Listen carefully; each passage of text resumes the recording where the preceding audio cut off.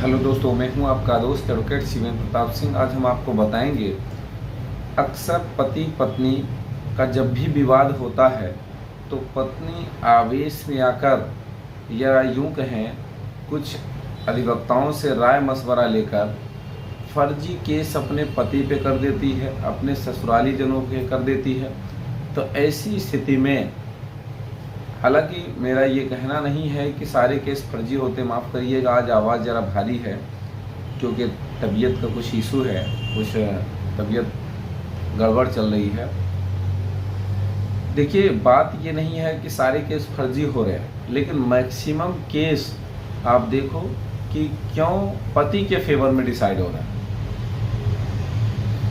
Case पत्नी कर रही है लेकिन उसमें पति बाइज्जत बरी हो जा रहा है। ऐसा हो क्यों रहा है, इसके बारे में बहुत विचार करने की ज़रूरत है। देखिए, होता यही है कि पत्नी किसी के बहकावे में आकर या किसी के कहे में आकर या किसी के दबाव में आकर उल्टे सीधे केस, उल्टे सीधे फैक्ट लगाकर पति पे कर देती है। लेकिन पति के ऊपर जो केस हुआ रहता है, जो पत्नी ने मुकदमा किया है, पत्नी यह भूल जाती है कि इन केसों को, इन तथ्यों को आगे चल के मुझे साबित भी करना पड़ता है। उसे सिर्फ ये दिखता है कि अब पति जेल जाएगा, अब पति कुछ कर नहीं पाएगा। तमाम इस तरह के सवाल या खुशी उसके दिमाग में चलती रहती है। तो ये गलतफहमी निकाल दे पत्नी।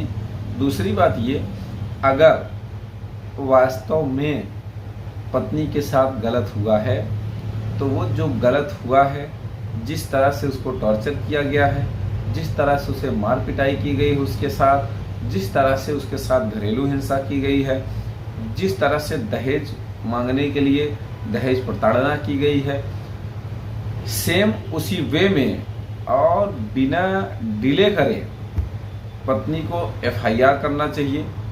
और एफआईआर कराने के तुरंत बाद मेडिकल भी कराना चाहिए और मेडिकल के बाद तुरंत 164 का बयान भी कराना चाहिए। कहने का मतलब ये कि अगर आपके साथ वास्तव में अपराध हुआ है तो आपको कहीं से भी लापरवाही करने की ज़रूरत नहीं है। ऐसा नहीं है कि सारा का सारा कानून पत्नी के लिए बना है या सारा का सारा कानून पति के लिए बना है, या पति बच ही जाएगा या पत्नी नहीं बच पाएगी। कहने का मतलब ये कि अगर जब सही केस करेंगे तो कानून आपके साथ खड़ा रहेगा, आपका साथ देगा, आपकी मदद करेगा।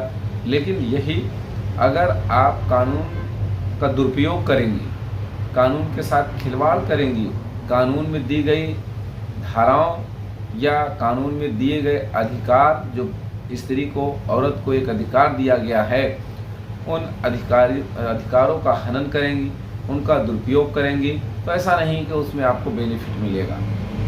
अगर आपके साथ कोई घटना, दुर्घटना, अपराध हो रखा है, हुआ हो, तो आप किन्हीं कारणों से अगर डिले हो रहा है तो आप डिले का भी कारण बताइए। आप एफआईआर कराते समय आपको मैं बता रहा हूँ किन बातों का ध्यान रखना है। एफआईआर, पहली बात तो डिले नहीं होनी चाहिए। दूसरी बात, एफआईआर लिखाते समय ये बात का ख्याल रखें कि आपके साथ वास्तव में हुआ क्या क्या है, वो लिखाएं। तीसरी बात, किस तारीख को, किस समय हुआ है, वो लिखाएं। चौथी बात, किसने किया है आपके साथ अपराध। दुनिया भर के लोगों का नाम कभी ना दें, जो अपराधी है उसी का नाम दें। यानी कि जो जिस काम को किया है, जो अपराध किया है, उसी का नाम उन अपराधों के साथ लिखाएं। यानी कि स्पेसिफिक रोल दिखाना ना भूलें, कौन क्या किया है। अगर स्पेसिफिक रोल आप बताएंगे तो उसको कोई रास्ता नहीं बचने का मिलेगा। पांचवी बात ये कि अपने मायके आने के बाद से ज़्यादा बेहतर है आप वहीं अपने ससुराल में से ही फ़ोन करके पुलिस को बुलाइए, वहीं से एफआईआर कराइए, और बेहतर होगा। छठवीं बात ये कि ये भी ध्यान रखना चाहिए कि टाइम पे मेडिकल तो होना ही चाहिए और साथ ही साथ मेडिकल के जस्ट बाद 164 का बयान भी आपका तुरंत होना चाहिए। इन तमाम ऐसी बातों का ख्याल अगर आप रखेंगी तो आपके फेवर में ऑर्डर होगा। आपका पति या उसके घर वाले जेल भी जाएंगे। कहने का मतलब ये ऐसा नहीं है कि कानून जो है सिर्फ औरतों के लिए है, उसका दुरुपयोग करने के लिए है, या ऐसा भी नहीं है कि कानून इस तरह से चल पड़ा है कि पत्नी का विरोध करेगा पति को ही लाभ मिलेगा, ऐसा बिल्कुल भी नहीं है। तो अगर कोई सवाल आपका शेष रह गया है तो स्क्रीन पर चल रहे नंबर पर फ़ोन करके आप जानकारी ले सकते हैं। उम्मीद करता हूँ, आशा करता हूँ आज यह वीडियो आपको बेहद पसंद आया होगा। अगर वीडियो पसंद आए तो वीडियो को लाइक करें, शेयर करें।